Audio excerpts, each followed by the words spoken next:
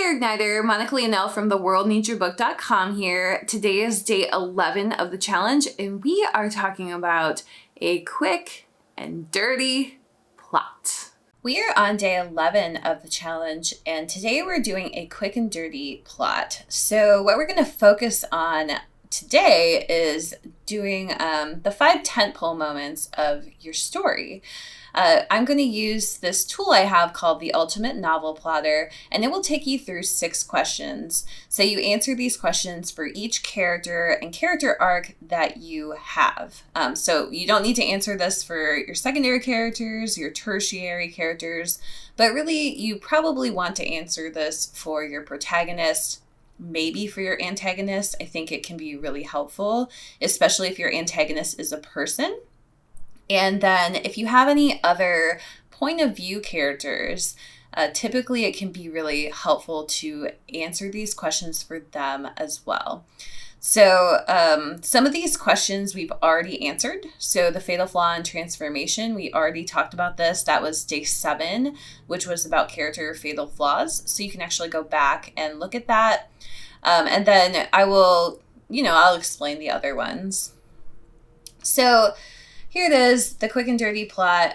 You can do this using this sheet, and you do this for each character. So on one side of this timeline is the internal arc. So that's the fatal flaw and false beliefs that we talked about in days 7 and day 8. And then the external arc is the motivation and goals. We talked about that in days 9 and day 10. So what we're doing is we're really just trying to figure out the biggest moments of the novel based on a lot of the stuff that we've already done. So the timeline, there are a couple different markers on it. So we have 0 to 100%. This is the range of your novel. So 0% is the very beginning of your novel. 100% is the end of your novel, the last page of your novel. So you can really plot this based on 2 different structures. So the first one is you can do the traditional storytelling structure, which is 0%, 25%, 50%, 75%, and 100%. And so what that is, it really brings the decision to about the 25% mark. It brings, going into the final battle to about the 75% mark. You can also, depending on your genre, it may make more sense for you to have that setup piece only be the first 10% of your novel instead of being 25% of your novel. And if you are going to do that, then that means that the final part of your book, so, what's typically considered Act 3, or the final battle sequence, that could be 90% to 100% of your book. And so you would have just a much longer Act 2, and you would condense Act 1 and Act 3 in that case. Or, if you're using the 4-part story structure, you would have the setup or the orphan energy stage be just 0 to 10% instead of 0 to 25%. And you would have the martyr stage, which is also called the resolution in the 4-part structure. That would be 90 to 100% rather than 75 to 100%. So you'll want to make that decision based on your genre. Sometimes, thrillers can sometimes have those abbreviated pieces. And another place that I've seen that a lot is like a romance novel. So sometimes in a romance novel, 0 to 10% is really the whole setup. And then, we already know at that point, like, oh, well, this is an arranged marriage or whatever. And then, so then the rest of that inner section is really about them, falling in love, and like it's the other romance beats for that. So, some books are going to, and some genres are going to work better with just the traditional one. So I know fantasy is one of those. science fiction, mystery, like typically you have quite a bit to build in that setup piece. So that 0 to 25%. And you'll want to stretch out that section and not condense it to the 10% because there's just a little bit too much information. All right, so make that decision first because you're going to need to know how much space you have for all of these markers. So the first question is, what is this character's fatal flaw?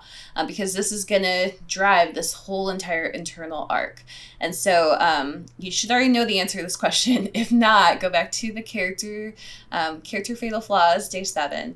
And so you'll want to put that somewhere between either the 0 to 25% mark or between the 0 to 10% mark. And you'll want to put it on the left side because that's where the internal arc is.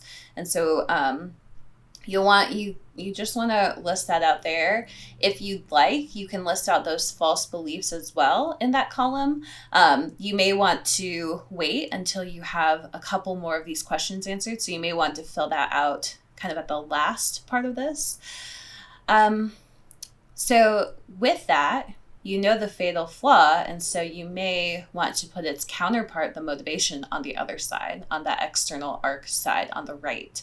And then the same with the goals. You may want to fill those out as you fill out the false beliefs because you should kind of already have those figured out and in alignment.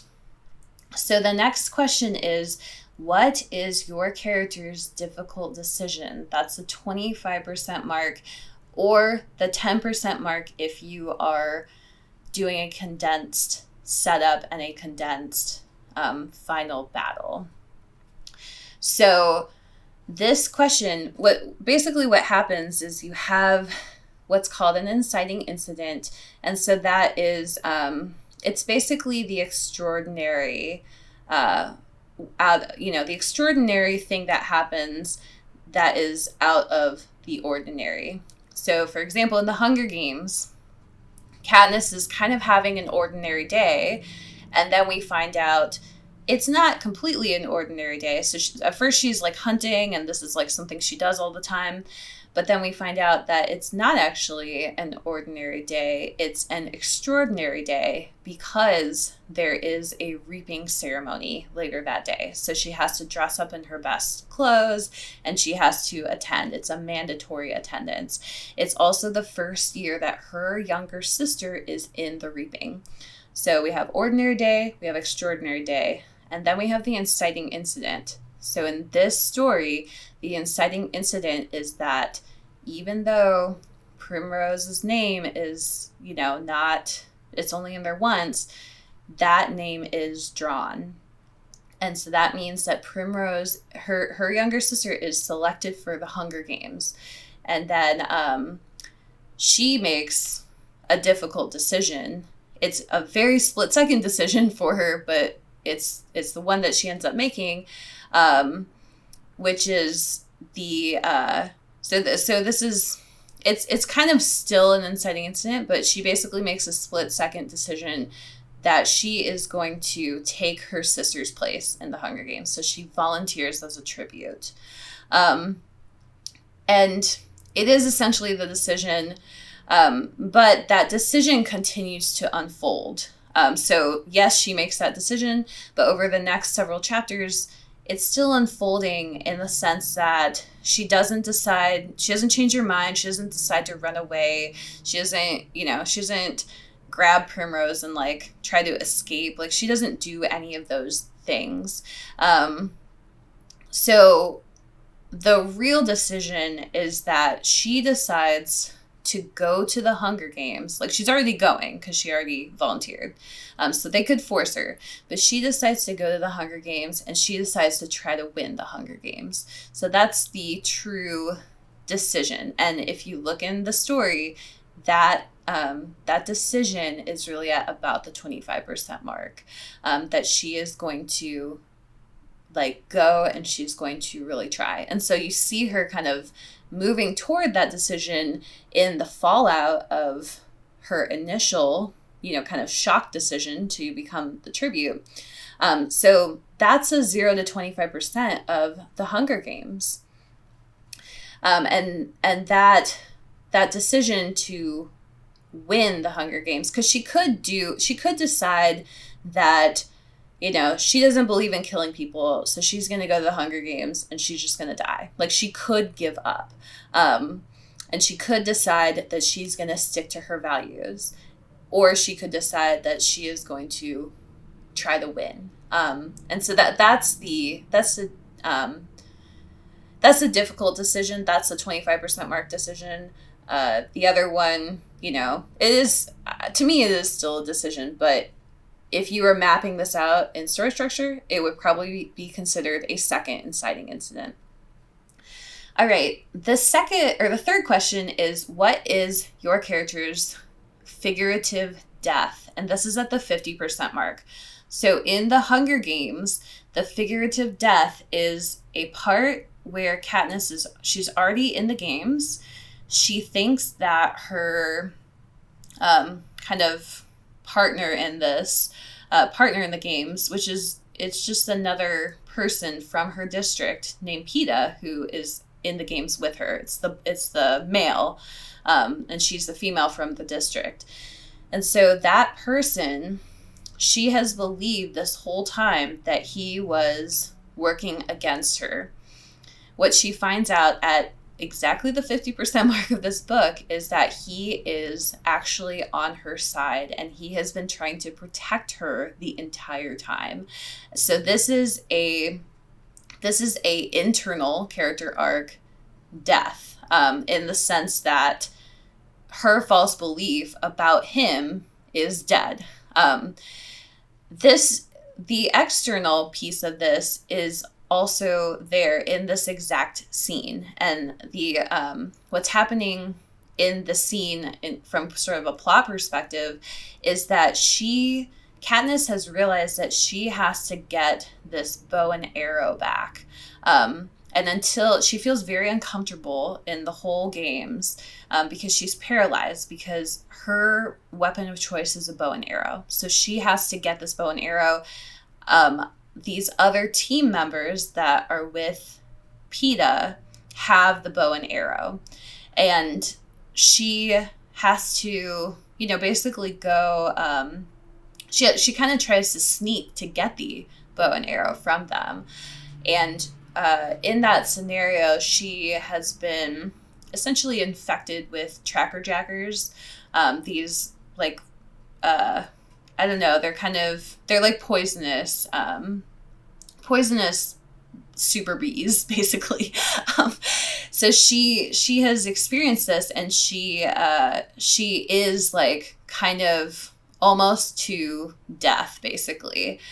So as she is dealing with this physical death, she's also, and she doesn't end up dying, obviously, but as she's dealing with this physical death, she's also dealing with this, you know, death of a false belief, a really big false belief that she was struggling with.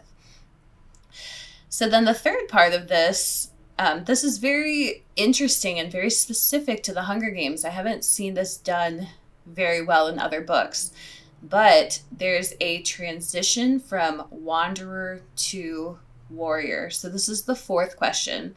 How does the figurative death spring the character into action? So how do they go from wanderer to warrior? And the false belief has to match up to this. It has to move that character from being a wanderer to a warrior. And if you're not sure what those terms mean, I'll explain them quickly, but we're going to get to that in the coming days. So the wanderer energy of the character is really they're letting things happen to them. So they're passive. So they will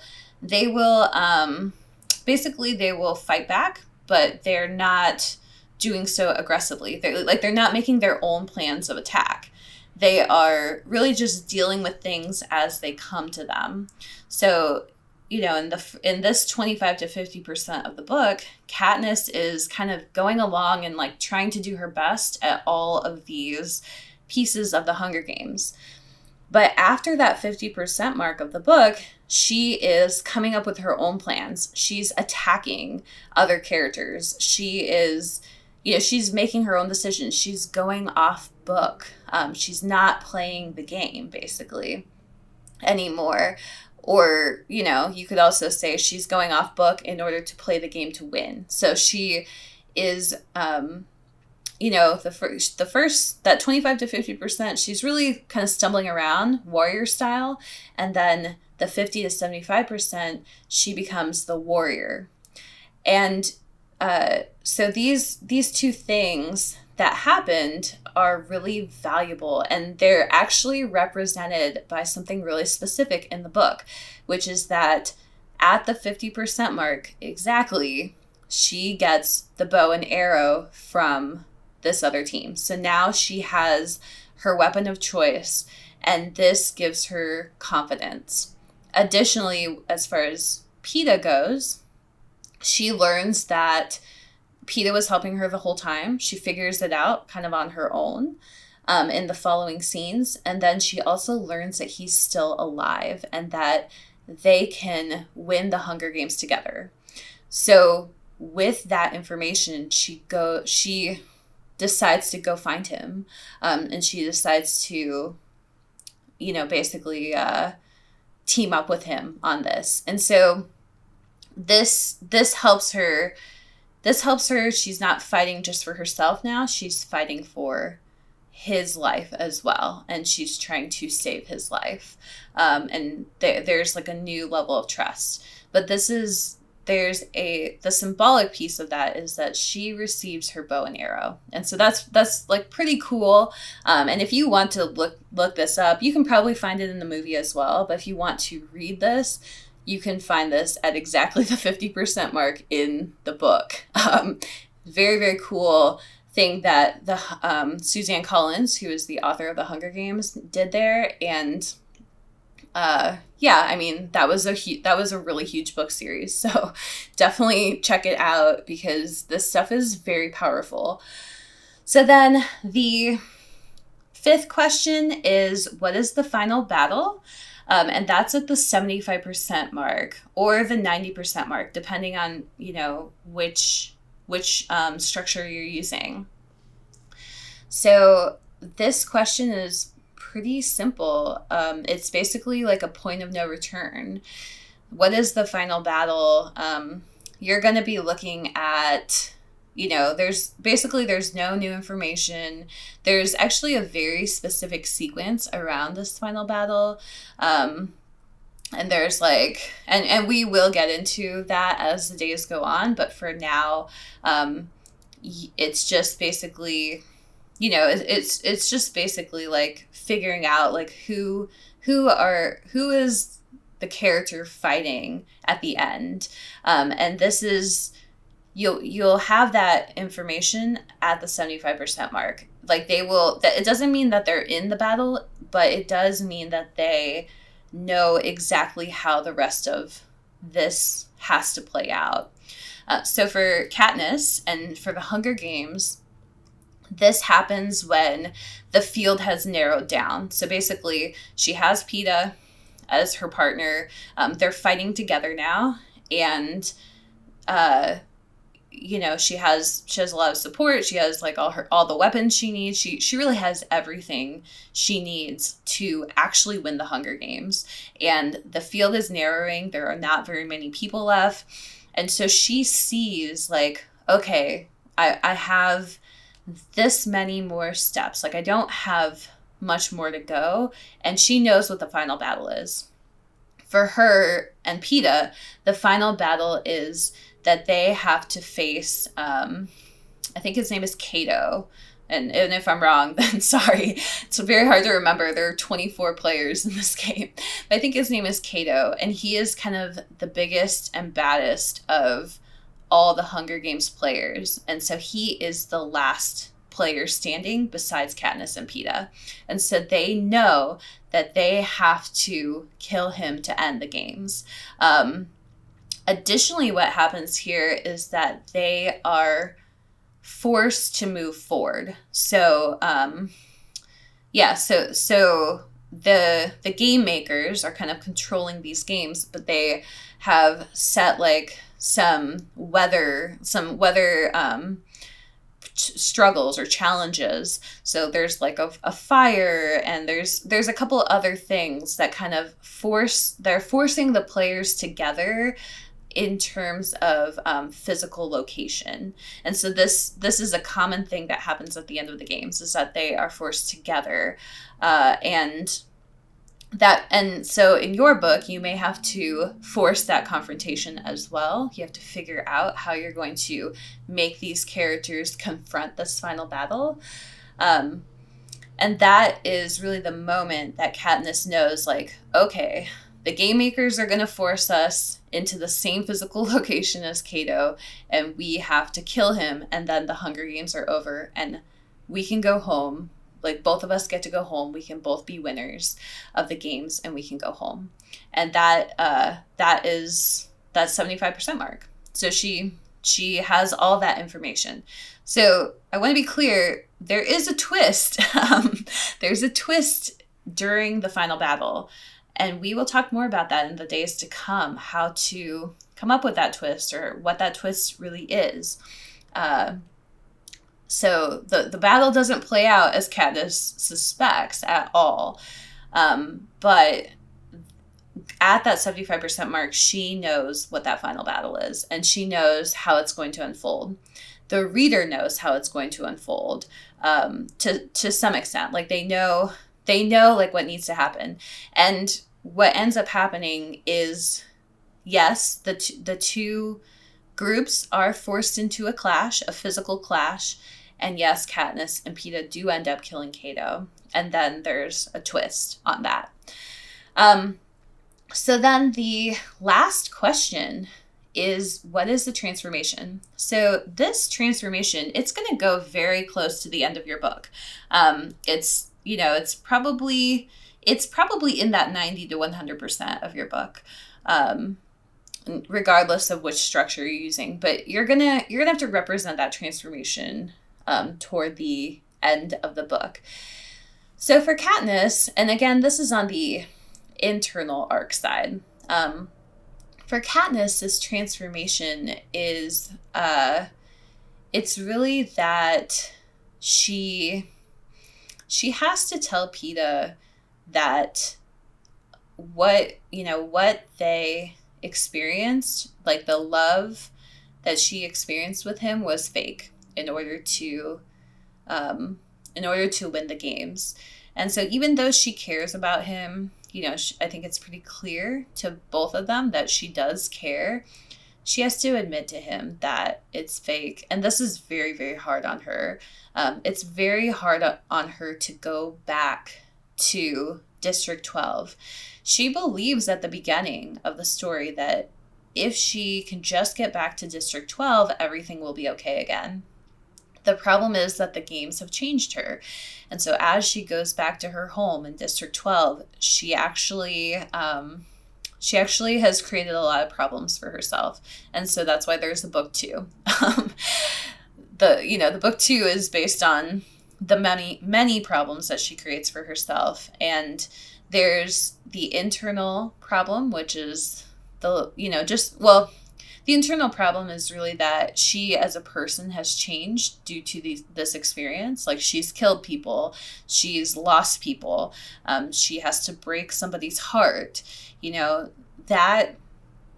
That is a lot for her to deal with.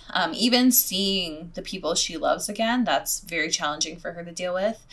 And then the external arc of it is that she has really pissed off the game makers. So she did win the Hunger Games, and she did go back, but she's not free. And that's what she realizes as the series unfolds, is that there's no freedom. She's got a huge target on her back. The game makers are angry at her. President Snow is very angry at her. He's like a very silent villain in the story, but he's very, very angry at her. And that unfolds over the rest of the series. So that's a transformational piece. And I really encourage you, so the Hunger Games and Katniss Everdeen, that example is truly one of the best on the market right now. There are lots of other books that do this well. Actually, Twilight is another really great example. And I can tell you, you can tell it's an amazing example because that figurative death, it has both the internal arc and the external arc at exactly the 50% mark. And if you look at Twilight, I was reading it on my Kindle. I was actually recently reading Midnight Sun, which is it's the first book of Twilight from Edward's perspective, so from the vampire's perspective. And I saw this there as well at exactly the 50% mark. We saw the internal arc and the external arc figurative deaths happening. And so this is it's very powerful is all I can say. Getting this right is extremely powerful to your story. So, don't ignore it is kind of my point here. And so I know that those two examples are both in the, fantasy sci-fi genres, but I still recommend this for every story because it makes a big difference. So, a third example. So if you've read or seen the movie The Martian, that's another really good example. And I want to say that I have mapped out all of these books specifically for these plot points. So that's how I kind of know that these are really good examples, because I was able to map them out, and right there at that 50% mark was this, and right there at the 75% mark was that. And these are all, massive blockbuster hits from the last decade. So this is the quick and dirty plot. Sorry it took me so long to explain it. You can do this for 5 characters. Thank you so much for watching and listening. If you have any questions, make sure you leave a comment below. I can get back to you. I can give you some resources. I can help you out, anything you need. Additionally, if you haven't signed up for the challenge yet, there is still time. We have plenty more challenge to go, and it's very, very easy to catch up. So make sure you check the description, because that's where you will find all the links that you need to sign up for the challenge. I hope this has been helpful to you. Have a wonderful day.